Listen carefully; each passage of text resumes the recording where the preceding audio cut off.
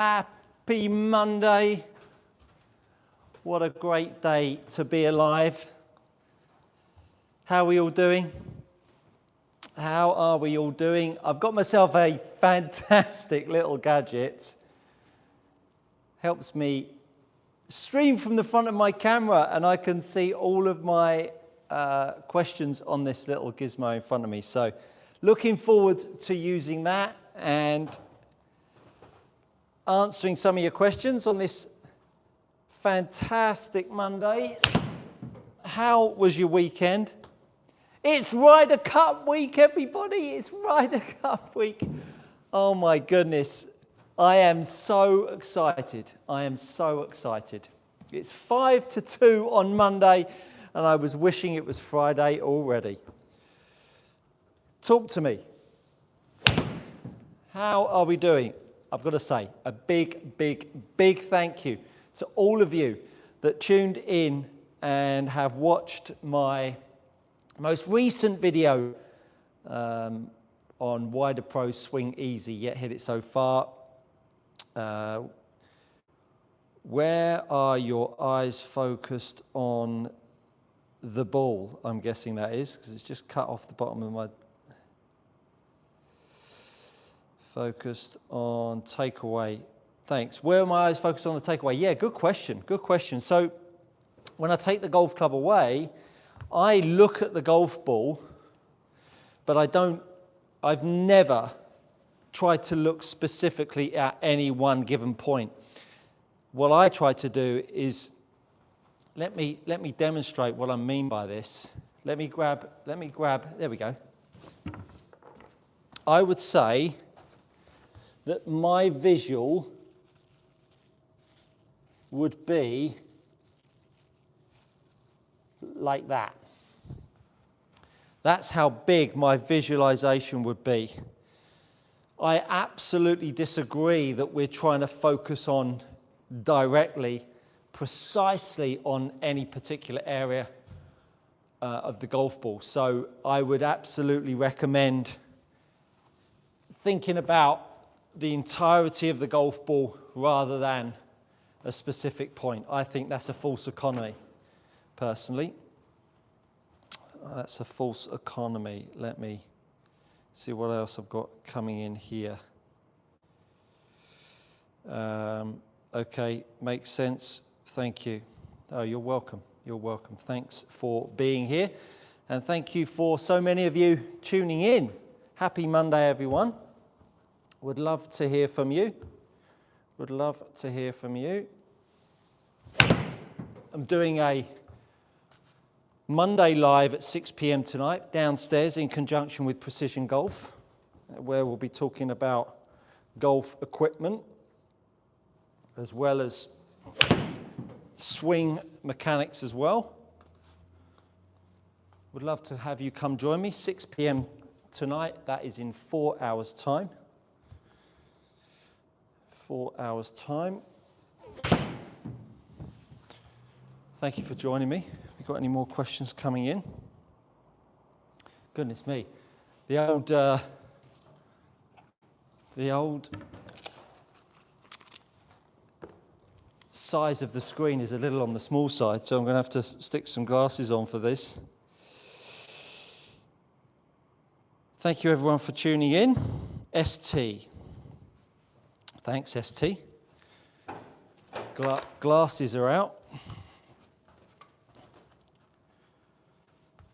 I've got an absolute cracker of a video coming out tomorrow, midday.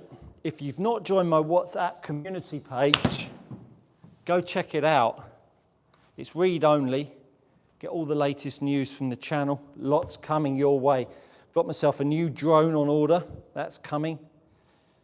Going to be getting out onto the golf course. I'm off to France. Going to be filming some great content out there. Then I'm out to the Datai early in the year. Going to be filming some great content out there as well. Going to be getting some good strong workouts in as well. Got my got my content, my paid for content, digital content coming out as well. That is going to be, as far as I'm concerned, going to be some landmark content that's going to take everyone's golf into a whole new level. Let's have a little look, see what we've got coming in. Absolutely nothing, but there's 30 of you on. Give the screen a double tap for me if you can. ST, do you have a good tip for making sure the hands exit left? I have a problem wanting to finish to the right all the time. So ST, the first thing I would recommend you look at is the bend in the sky, first of all. Usually when golfers have too high a finish and their grip is trying to go too far out to the right, and you may be getting an awful bit close to the neck, they invariably have a face-to-path value that's too negative. Of course, if you had a face-to-path that's negative at 9.2 and you improved your club path by making your arms low in your finish, I keep the face-to-path value at 9.2 and I now make my arms on a better line, you can see that's not going to end well. So even at 5 degrees closed face to path with 2-3 degrees left of target, that ball is missing a long way left. So my advice to you, if you want to try to get your arms lower in your through swing, try to make your face to path value a little bit more open. Make the face to path value a little bit more of a positive value. You can now see I can make my arm swing lower, which makes the ball fade.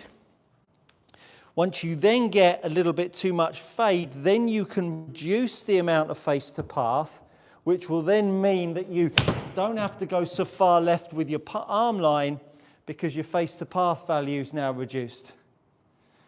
So sort your face to path value out first, and that will absolutely fix your low finish. Sandeep. Hi Sandeep, thanks for being here. Hi, does left forearm rotation include the shoulder also? That is rotating the upper and lower arm as a unit versus trying to de-loft the shoulder fixed versus trying to keep the left shoulder fixed and just trying to rotate from the elbow. Oh gosh, yeah, you absolutely need to make your left shoulder turn down. So a great drill for that is get your forearm out in front of you. And I'm just going to turn my back to you. My apologies for that. Turn your forearm out. Just turn your palm up to the sky. And what you'll feel is your shoulder girdle sit down on top of your rib cage. Now what I want you to do is now feel like you can keep your feet flat and turn and face the target. What we're always trying to do, and a common flaw in all golf swings, is that the shoulder tilt gets too high. When the shoulder tilt gets too high, it lifts the handle up and it will always start to offer the face out to the right. Then what golfers tend to do is they either bow their wrist, shut the face down on the way back to offset that. Now you can see that I made this motion here, which is very much the look of inside out, but yet my path moved negatively left, 1.4. Look at how the grip going up and to the right actually will make your club head swing to the left, which is why so many golfers get themselves in such a pickle because they're being instructed to swing from the inside, but yet when they hit a golf shot, they suddenly see their ball wang out to the left and their club path going to the left. Sorry, ball out to the right, club path going to the left. So this is the kind of thing that you see, as opposed to, watch what happens when I move that grip down and to the left by virtue of turning my left forearm out, turning my shoulder down. Watch what happens to the club path. Look how that club head has now gone out to the right, yet my grip has gone around to the left. Completely the opposite.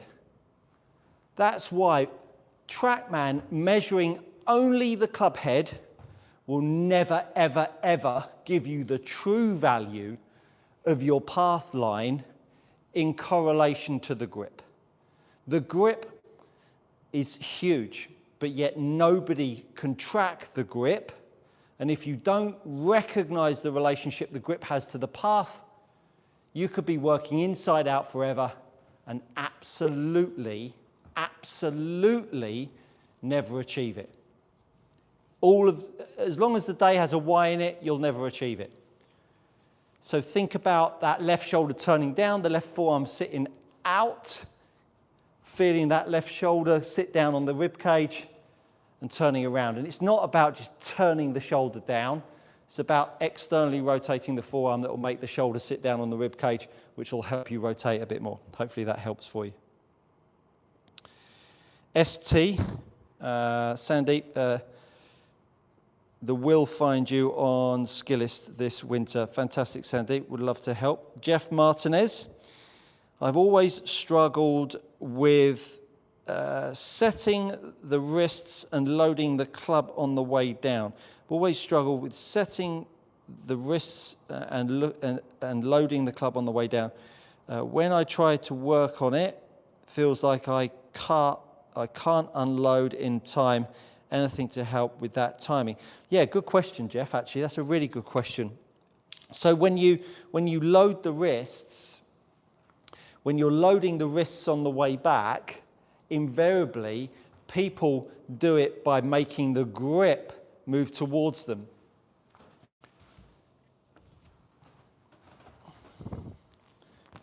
If you get a TheraBand and feel the radius of the grip go away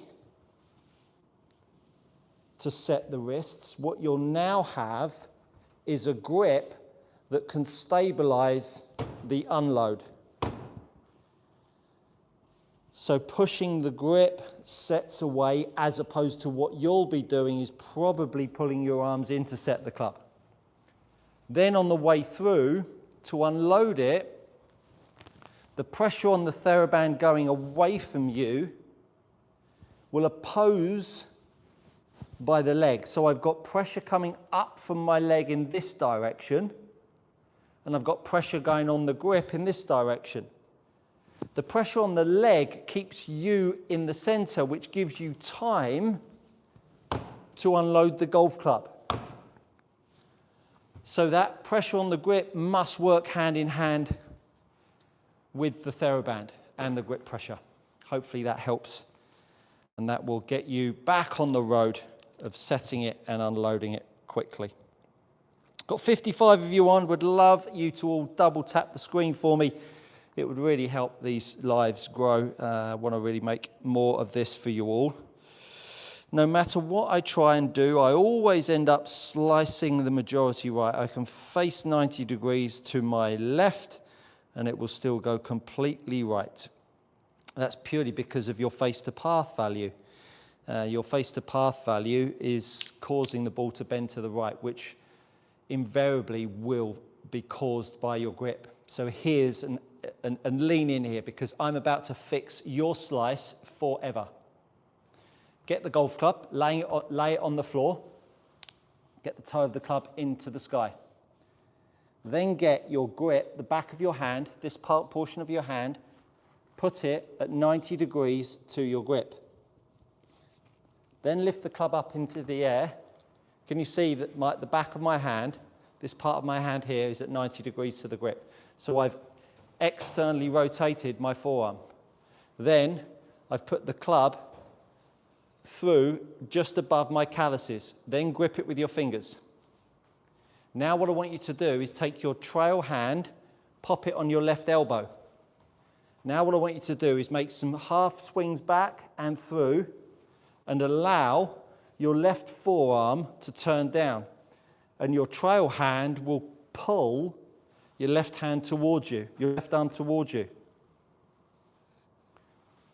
Can you see?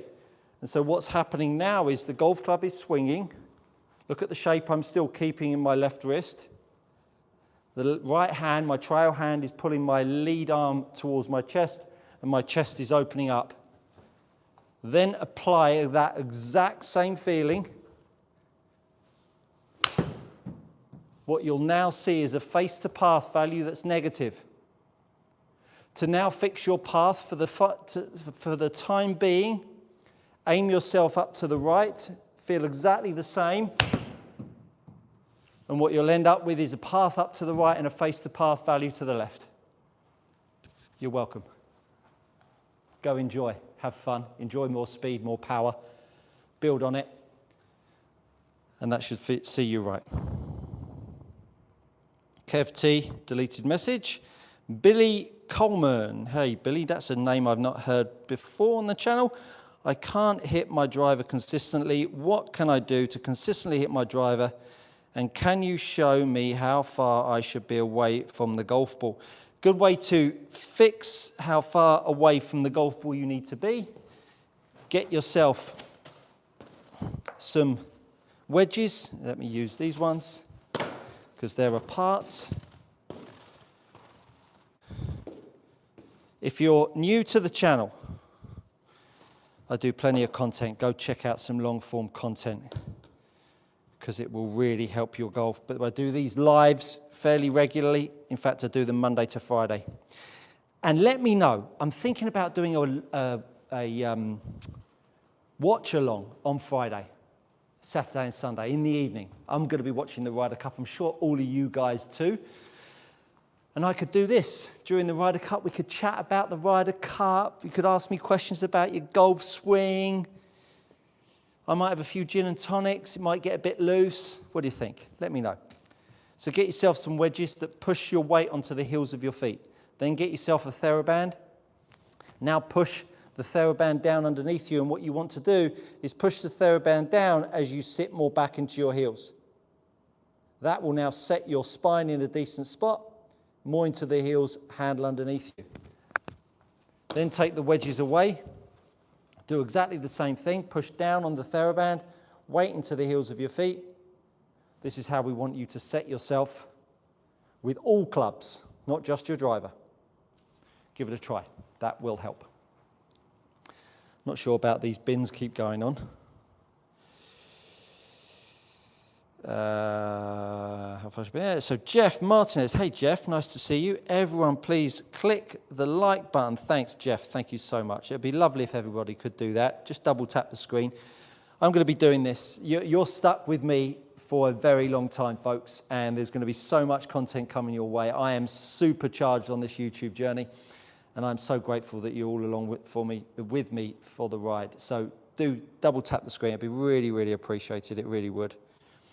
Kev T, hi Stu, do you do anything different when you go from a mat to real turf? No, absolutely. Good question, actually. So what I tend to have a bit of a bias on is a bit diggy, and I think we're all a bit like that, especially in the UK, because we get such average fairways a lot of the time. What I try to really lean on, Kev, is making sure that my leg action is really feeling like the gap. If you can imagine a gap from my grip, draw a line from my grip height and the ground. What I'm always really trying to do is make sure that my leg action is lifting that grip height up so that I'm always feeling like I'm just taking the golf ball. I really try to, these days, not take a divot because of the pressure I put on the grip. I can sometimes get a little bit too down with my angle of attack. So you probably won't have noticed it there, but that one I didn't take any divot at all, just got the ball and I'm still 4 degrees down. So the only thing that I think about when I'm outside, Kev, is I get my leg action really working up as I'm feeling the grip down, which makes me feel like I can get a nice clean strike so that I don't get too deep into the ground. And they usually come off fairly straight. Usually. Hope that helped, Kev. Goodness me, we've got a lot of questions coming in. This is fantastic interaction, folks. Thank you so much for being here.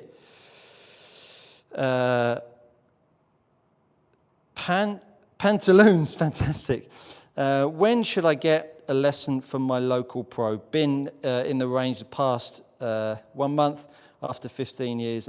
Well, I would get a lesson as soon as you can. Go sound him out. Maybe have a chat to him at the ball machine. See his thoughts. Take a look at his socials. See what he pitches, and make your judgment call from there. But definitely, I think this game can really be enjoyed so much more if you can get some good quality instruction. Good luck with that. Anthony Grimshaw, I can practice backswing without any lift of posture. And when I take the club shot, I lift up 2 inches and make proper contact really difficult. Yeah, so what you want to do is get yourself some of these wedges. If you get yourself some of these wedges, what it will do is it will force the pressure into your lead foot in your backswing.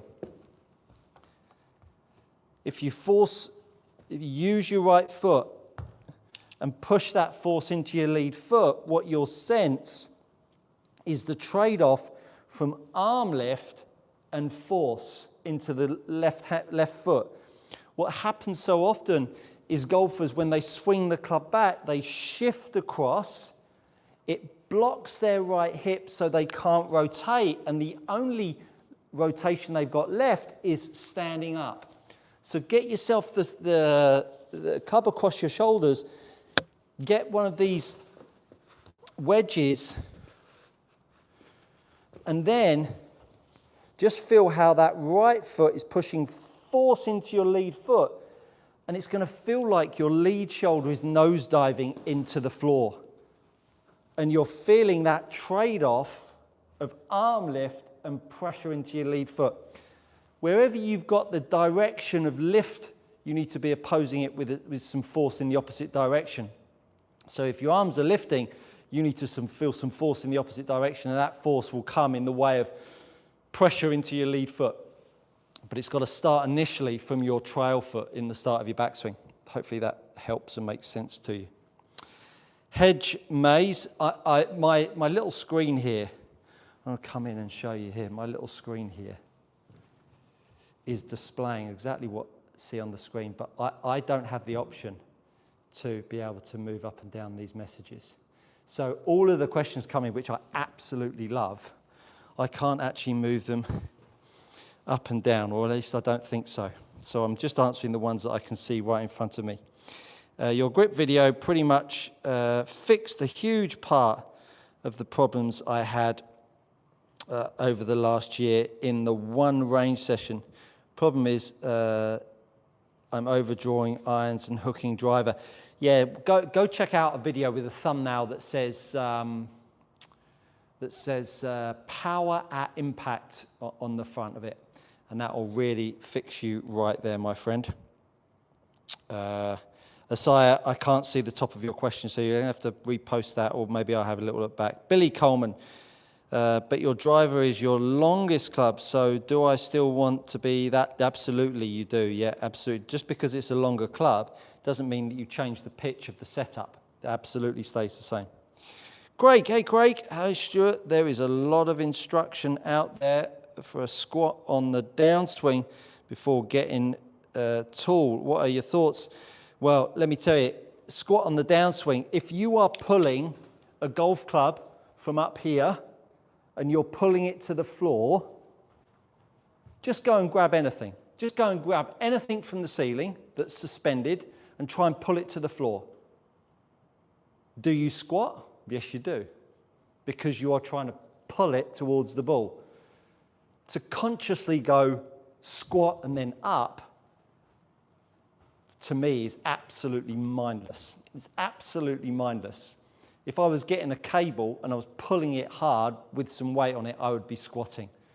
So to actively squat then push, nah, don't work that way in my books. Not the way I see it. Hopefully that helps. Let's see what else we've got here. Let's see what else we've got here. Yosh, how to know when you should lift up your hands in your backswing without low hands for too long. When you feel the club head swing over the top of the grip. When the club head swings over the top of the grip, that's when you want to feel that you can get some arm lift, which will be sympathetic with the club head swinging behind you, for then your ability to swing it down. So as we push the grip down against the feet and the club head swings over the top, we allow that club to swing down. Oh my goodness, that was a shocking strike. Push down, club head swings over the top of the grip, and as it swings over the top of the grip, the arms lift up, and then we move down and through. That would be the sensation that you want. You know, so many golfers lose sight that this club head is a weighted implement. You've got to listen out for it, particularly in your backswing. And if you listen out for it in your backswing, you're going to be able to pull it so hard in your downswing. But when it gets whipped away so quickly, you've got to stabilize it at the top, and then you've got to pull it back down and gather it all up and strike the golf ball. Good luck with that. Good luck with that. Shamrock. Billy says, can you give me a demonstration with your drivers, please? I would gladly do that.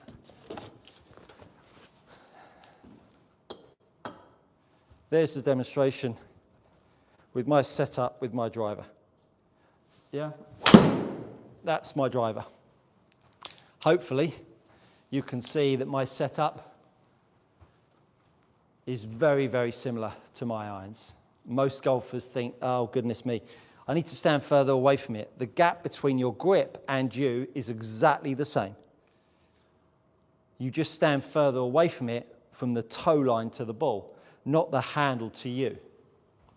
Exactly the same, Billy, exactly the same. Glenn Copeland. Been struggling with low, Glenn, let me read that out. It just suddenly disappeared on my screen here. Glenn, let me read that again. Been struggling with the toe strikes all summer. Have tried moving closer to the ball, moving my weight unaddressed and more towards the heels without much success. And it's just, okay, so toe strike so often comes from lifting the grip through strike. What you want to do is take the golf club in your lead hand, put your right hand just below the rubber end. Then get yourself set up and make some swings where you get your lead hand moving back towards you and you feel like the right side of your body is more engaged, which is now going to widen the arc and shallow the shaft in terms of a horizontal plane, so that you now start to feel like the club head is more out here than in here. So if you're someone that's worked on inside out, that will tend to want to lift the grip up and move the toe of the club out to the golf ball. Hopefully that will help you. Craig, what have we got here?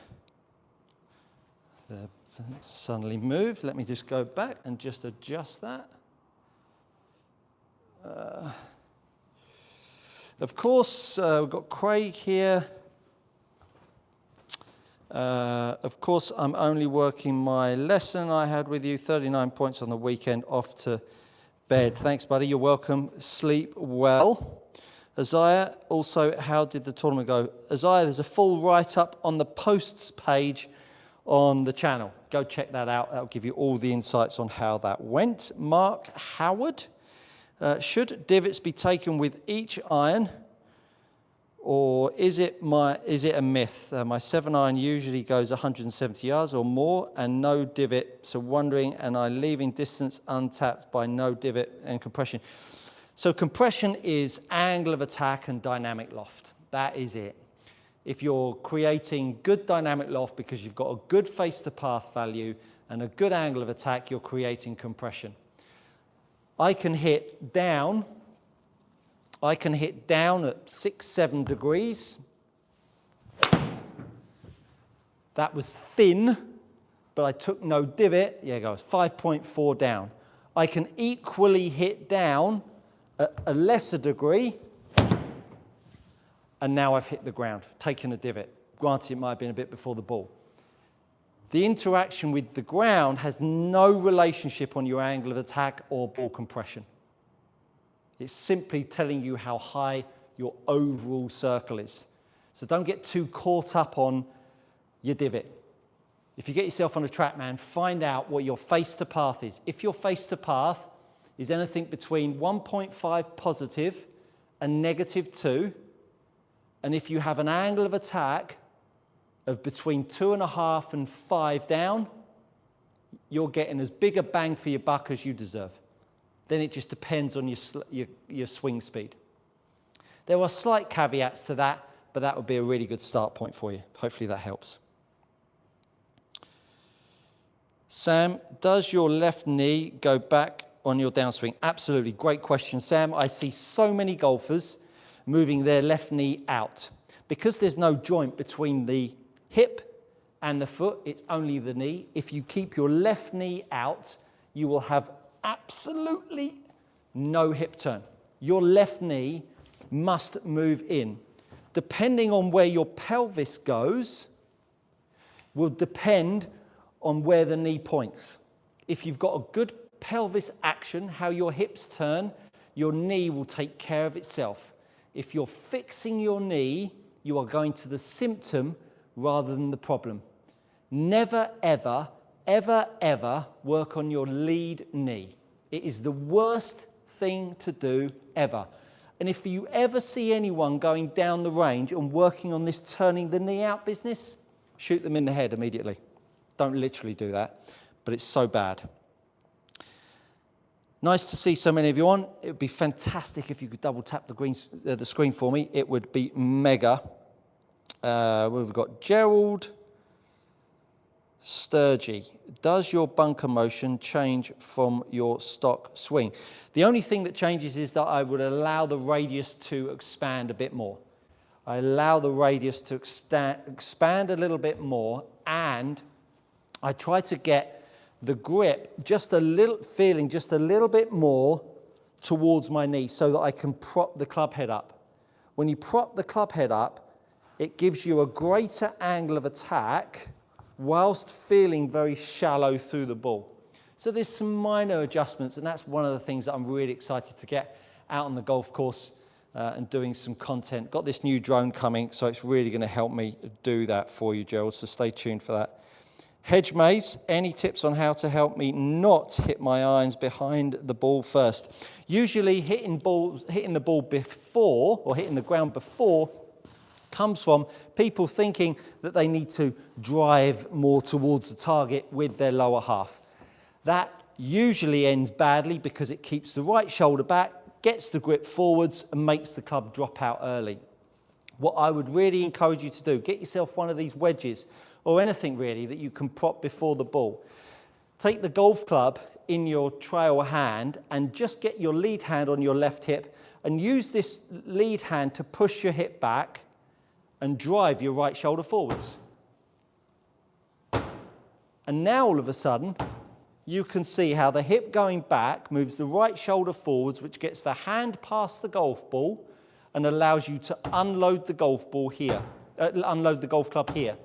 This will immediately cure all fat strikes.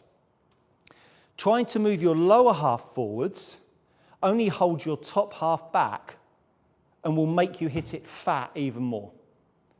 So get that lead hand on your lead hip, club in the trail hand, get that hip back, get that shoulder forwards, and that will really move your low point much later. Listen, guys, that's been a really impromptu, quick 30 minutes of tips. I've got one more I'm going to give. Who's the lucky folk? Len Roberge. Len, fantastic. Hands opposing each other through the strike gave me 20 to 30 miles an hour of speed gain. Fantastic tip. Any tips on doing the motion consistently? Just more repetition, Len. Just more repetition. And really, you know, if you were to make full swings doing it really, really, really slowly, the more precise a golfer needs to be. Full swings really slowly is a great way to improve your ball striking. I'm going to be back at 6 p.m. tonight. Stay tuned. I'm going to be downstairs in the Precision Golf studio with Simon. And he's going to be taking questions on all of club fitting, but equally, I'll be taking all of your swing tips for an hour Monday, 6 p.m. UK time. Thank you so much for being part of this. I'd love it if you could double tap the screen to send the algorithm wild, and I look forward to seeing you all a little bit later, 6 p.m. Join me.